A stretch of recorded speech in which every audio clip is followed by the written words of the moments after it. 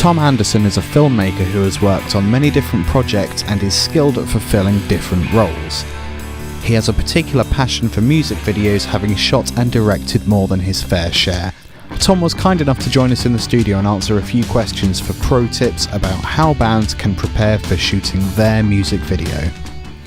We're talking mainly today about music videos, so I'm curious to know, in your experience, what it is that a music video can do for a band. Why are they important? What can they do that, say, a gig or an album can't do? Well, the important thing to remember with music videos is that they're advertisement as well. So just like on TV you'll see a commercial for shampoo products, in the same way a music video is advertising that band or artist and also promoting their work. So it needs to be treated as such like that, but it's also an excuse to make a really fun and artsy video at the same time. Sure. Thanks to things like YouTube and the emergence of online tutorials and things like that, pretty much anyone can make a music video with really basic materials, a phone for instance. When is it important that a band actually starts to communicate with someone like yourself and actually collaborate with a specialist rather than hashing together something with a phone?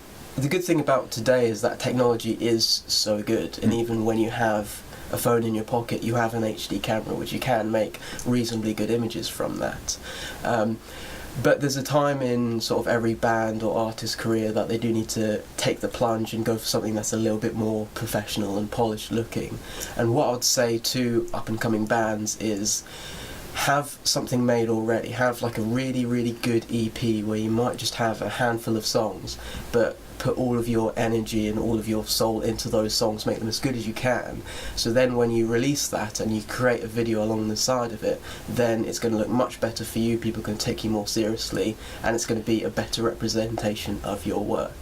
So I would say there are a lot of bands out there that just want to make a video straight away without sort of any main recording or anything. There was a band that approached me that said they wanted a music video but they hadn't recorded anything yet. They just had things written down and a basic sort of recording they did sort of on their computer, but nothing that was properly mixed or anything like that. So it's important, get some really good content made first, and then you can start approaching film professionals and directors to get a really good video. So that links back to what you were saying earlier about music videos complementing a product and being marketing for that product. So I guess your emphasis is have a good piece of art, a good piece of music to begin with, and then will you draw from the music how the video will be? Yeah, so the thing that I love about music videos so much is that it's both the music and the visuals. So you're appreciating basically two different forms of art in a sense. It's cross-media, yeah, exactly. And I'm a big fan of music, just like everyone is, but I also really like visuals and music videos and things like that. So when I watch them, both my eyes and my ears are pleased in a way where it's not just listening to music or just watching a video, you get both of it, which I think is really cool. Yeah. So then why is it important for a band to collaborate with someone like yourself who is, well, a professional at making music videos? Why is it not good enough? Perhaps disregarding the gear problem, that a band won't have the technical gear required. Why is it important from a theory point of view to get someone that knows what's going on? In the same way that a musician's very gifted and talented with writing and recording music because that's what they love to do. Film directors and filmmakers, they love doing that, and they've been doing that for years. So once you get those two professionals and collaborate, then you get something that is going to be really good. When you do collaborate with a professional, it'll have artistic integrity with both the music and the visuals. So that in its sense creates this whole new art piece that can be enjoyed online. Yeah. Sure. So it's not just a combination of music and visual, it's kind of its own little thing. Is that what you're getting at? I appreciate it's quite hard to put a numeric value on a service, but how much should a band perhaps anticipate paying for a music video? That's always a difficult question that I get asked quite a lot, and it's bands saying, how much do we need to pay you for a music video? And the answer is there is no real answer for that. Music videos can start from literally zero all the way up until, well, it's endless. You get big music videos that have like $1 million budgets. But it's just important to recognise how much money you have and what you can get with that. So if you only have £100, then that's going to get you a £100 music video. So it might be okay. You'll have to make it very, very simple, and you'd have to pull in a lot of favours from friends and family. But you still can make something that is good for £100. It's just having that higher budget allows you to open up to more aspects in your video, so your creativity isn't limited. So I'd say with a band, recognise what can you afford, and then you need to come to terms with that's the level of video that you're going to get. So I've done videos for £500, for £750 as a whole budget for the whole video, but there's also been stuff that's been literally zero. Maybe just paying for people's lunches, and that's it. What are some of your favourite music videos and why? I tend to like the videos that just are a little bit different, because you get a lot of cliches in music videos, but I like things that, again, have a bit more artistic integrity behind them, and maybe they do sort of experiment with whether it be a narrative or some sort of theme. That's what I really like. But at the same time, I can really appreciate music videos that have great visuals, because after all, I'm a cinematographer. I think very visually, so if I see something that looks pretty and looks nice, then I'm going to appreciate it more. Some of Taylor Swift's latest music videos are amazing videos, because they have extremely talented directors and cinematographers and whole teams behind them. They're shot beautifully, they have like quite a cool story behind them, and they're just awesome. So could you perhaps give us an overview of the process of creating a music video? So to start off with conception, meeting directors, and then right through from filming to the finished product. What's the process like? Well, the process of making a music video, the very first thing that you would do once you have met with your director or filmmaker who's making your video, is that you want to develop your concept. And that's what you want this video to look like. Do you want there to be narrative or just performance shots?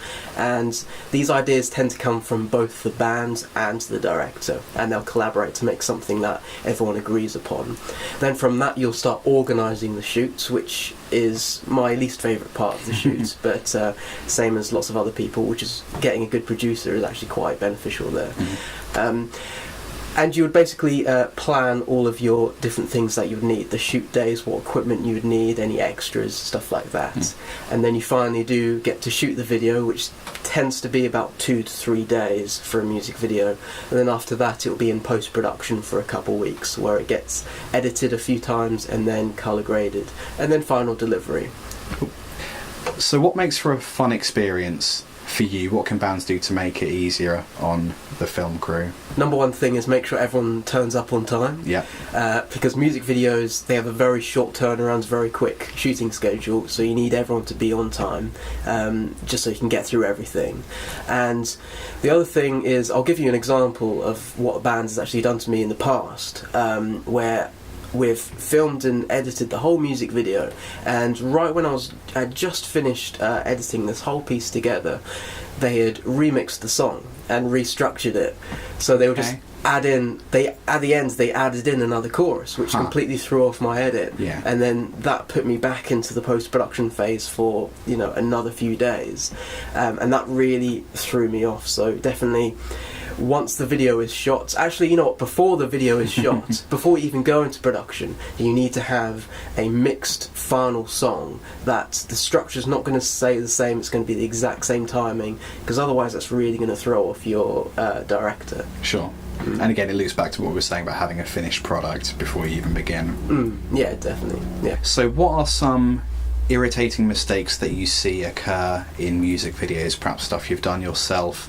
or cliches that really need to stop? An irritating mistake that I've seen plenty of times, and I've done plenty of times, which I am guilty of, is simply just not getting enough footage. And always trying to rush the process and say, yeah, this will probably work out, and then you find out that there's actually not enough shots to cut to. And I'll give you an example. A previous video that I did, it was for a band called Standing Like Statues, which is a local Cambridge band, and The original thought was we were going to have some performance shots and also some story, narrative shots, and we wanted it to be about 50-50. And the way I first edited it, it was like that. But we later decided that it's a very fast song, it was like a pop-punk song, so I needed to cut it in quicker. So when I did that, we suddenly didn't have enough narrative shots because I had to cut them so quickly. So in the end it turned out like 70% performance and only 30 narrative, and it meant that I had to repeat so many shots, and that I just really don't like that. When you see the same shot, I think that video I used the same close-up of the lead singer 40 times in a 4.5 minute video, 40 times. Wow. Yeah. And that's just an example of using it too much, so always get more footage than you would need. Yeah. So would you have any advice or final thoughts for bands hoping to make a music video, anything they need to consider that I haven't brought up? Have a good budget for a video, because you're really going to thank yourselves later on, because you can have a bigger, better video that's more creative. Even if it means saving up for an extra few months, even if it means each band's member having to put in £100 or even £200 each, it is always worthwhile having enough budget, because then your creativity isn't limited. Sure. And I would say that. Also, be aware of the shooting days. Usually with filming music videos, actually, filming any kind of film projects itself usually runs on quite a long day. Most days it's about sort of 12 hours, which I've found in the past some bands haven't been prepared for. Just be prepared to work hard, and if you do work hard, then it will show in the music video. So perhaps if you're having to book time off work, for instance, maybe book the day off afterwards as well, just so you can sleep all day. Yeah, that's a good point. Yeah. Keep in mind what you're doing the day after, because you might be quite tired. Cool. Well, Tom, thank you so much for answering our questions. Yes, thank you. I'm sure it's helped out innumerable people. Thank you. Oh, brilliant. No, it's always a pleasure to help.